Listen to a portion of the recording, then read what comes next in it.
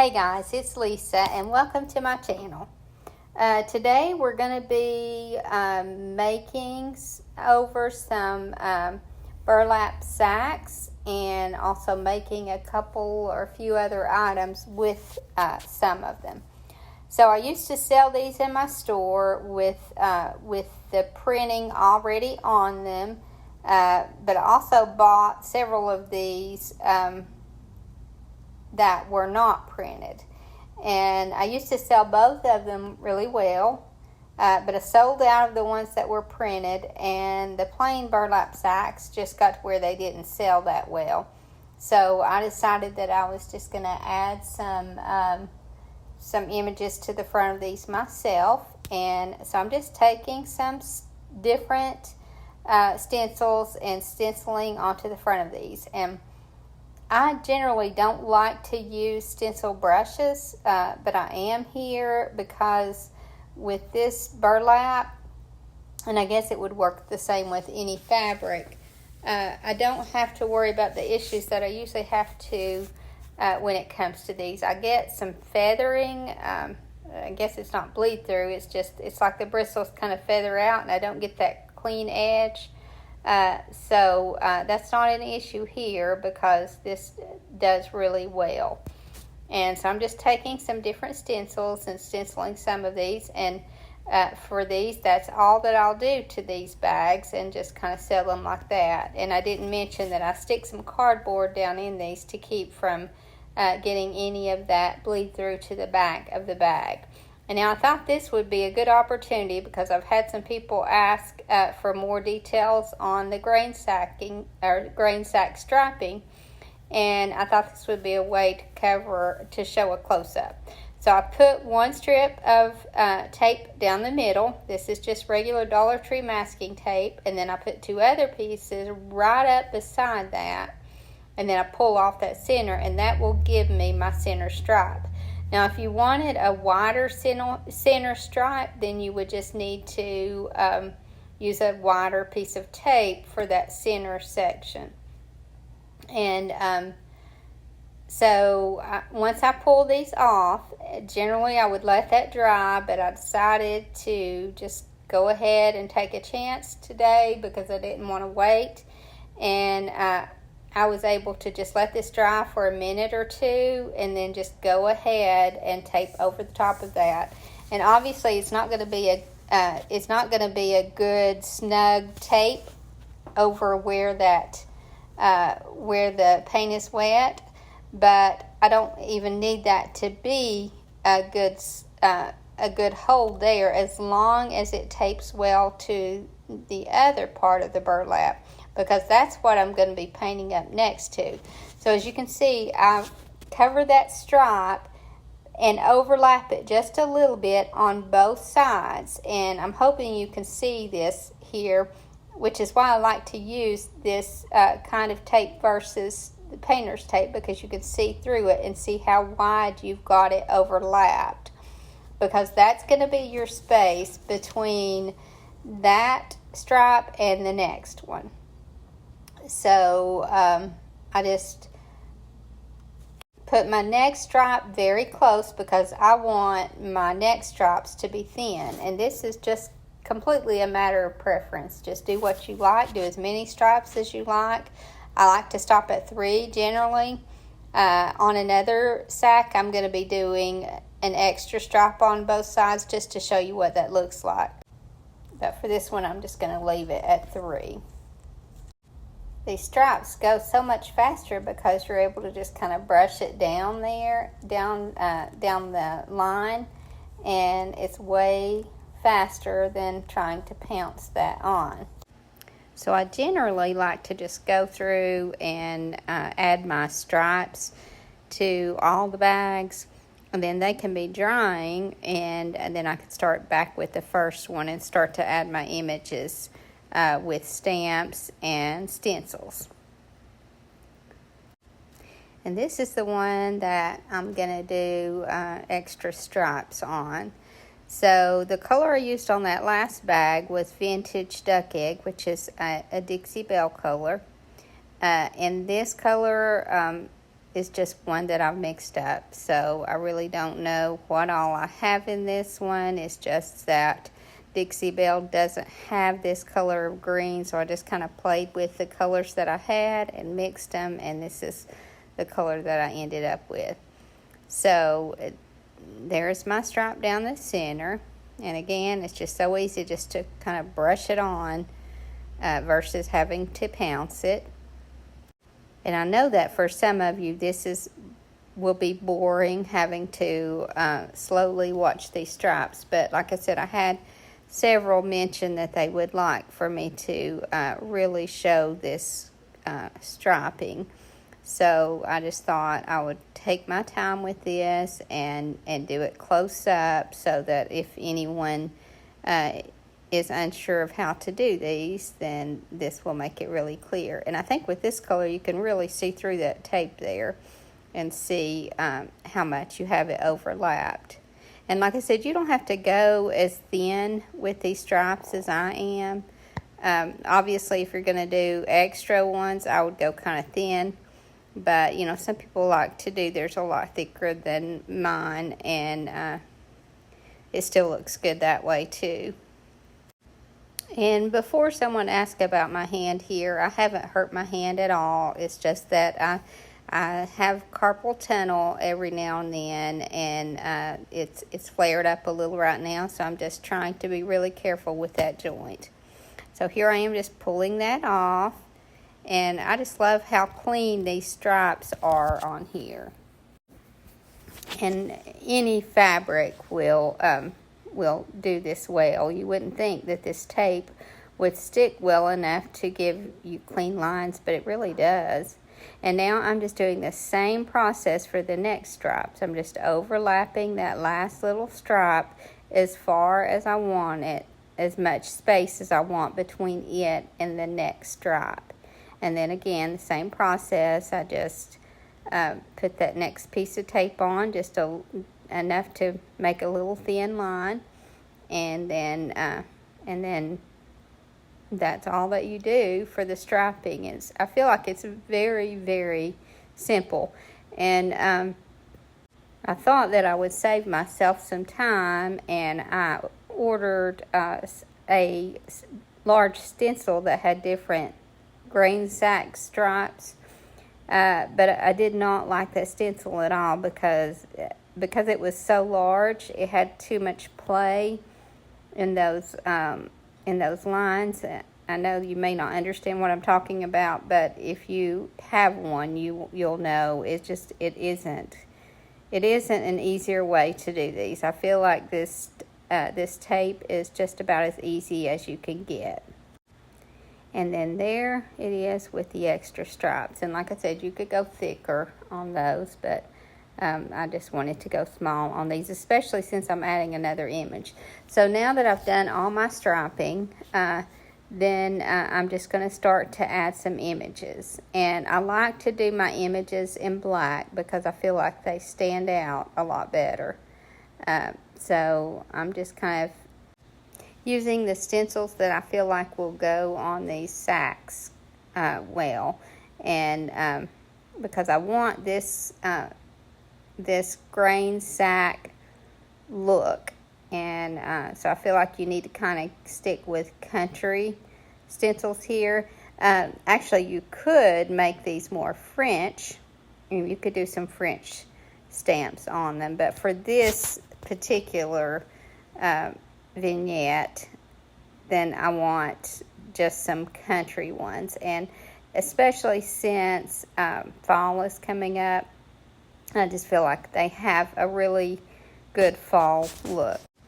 Now I'm going to start to mix some fall items in my videos because for those of you who have booths or stores, you know that you have to stay ahead of the game. And when it comes to seasons, like especially fall and Christmas, and I guess maybe even Easter, you have to plan ahead and make sure that you have plenty of stock.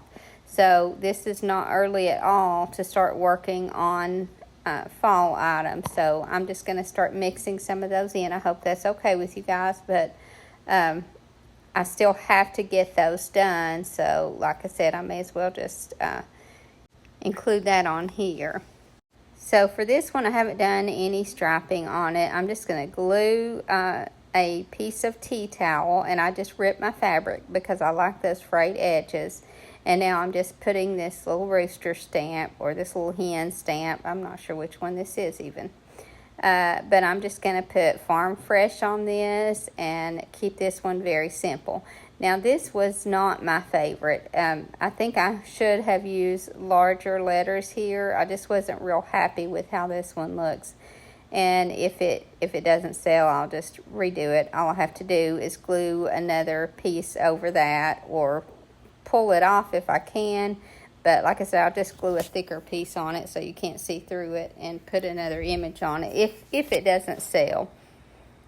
But here I'm just making one that's a little more shabby chic, I guess.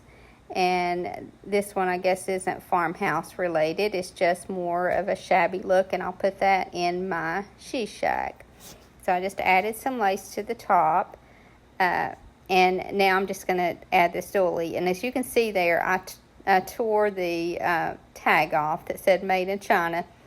So no, this one isn't one that someone has spent a lot of time on. This was probably machine made.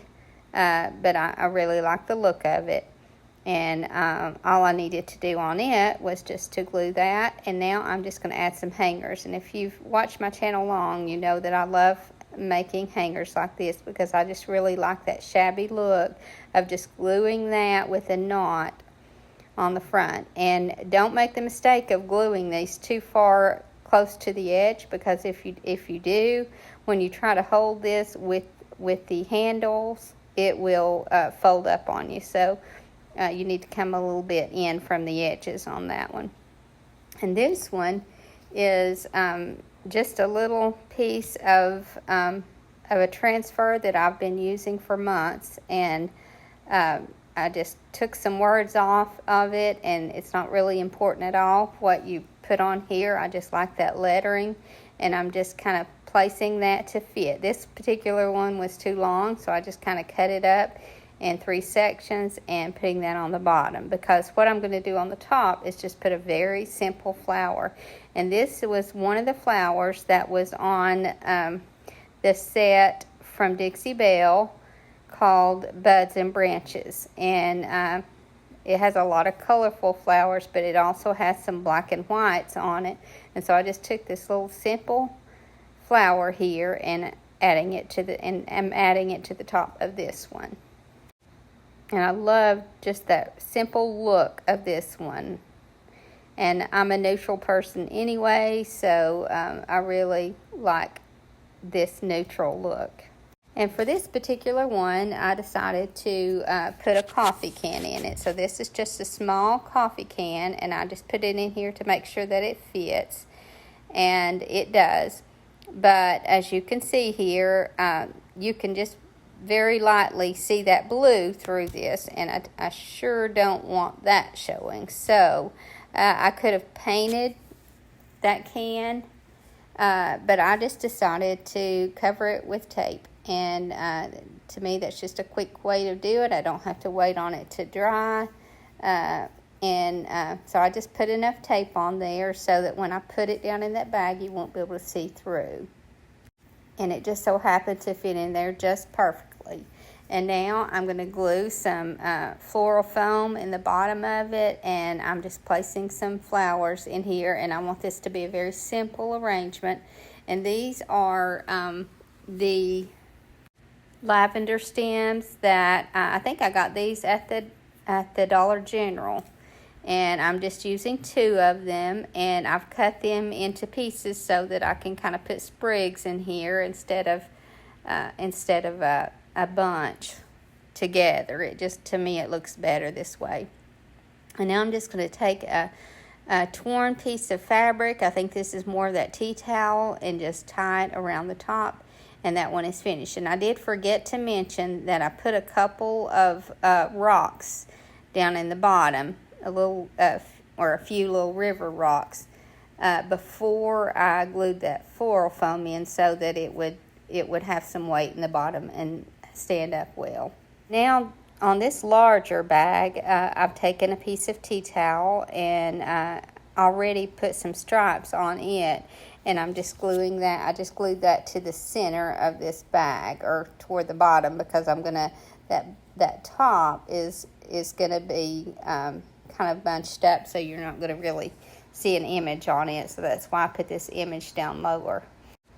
And this particular one is gonna be a lamp. I know it sounds odd, but I used to buy these already made, and but the lights were never good in them. They didn't work well, so I quit buying them, but I like the idea.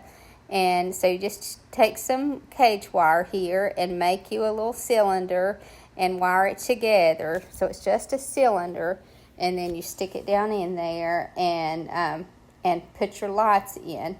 And then your plug goes out that hole in the back. You just cut a little hole at the bottom of the center of the back, and that's where your plug comes out. And you can, and I will go back and take some cloth and glue around that to kind of reinforce that hole.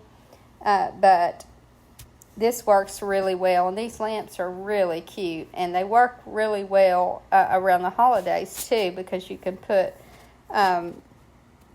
thankful on them, or something to do with Christmas. I've added snowmen, and so you just kind of pull that up around that little cage, which, like I said, it's just a cylinder. It has no bottom in it. You just take a piece of lightweight cage wire, and you just make you a cylinder and attach it with some wire.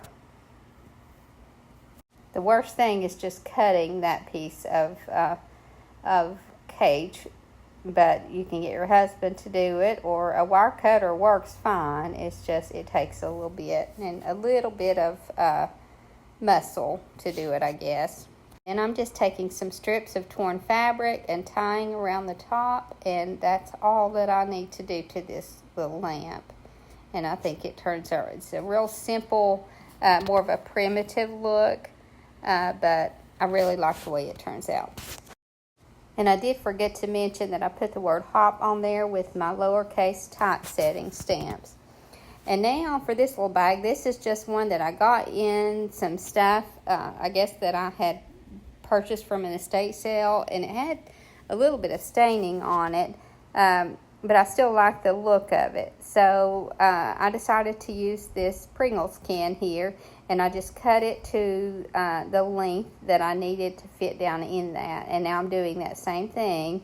I'm just going to tape, and I'm first taping around the top here so it doesn't have any sharp edges. I don't think anybody would come in contact with that, but just in case.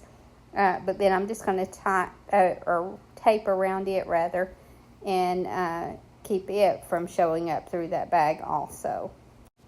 So once I cover this well, then I'm just going to stick it down in that bag.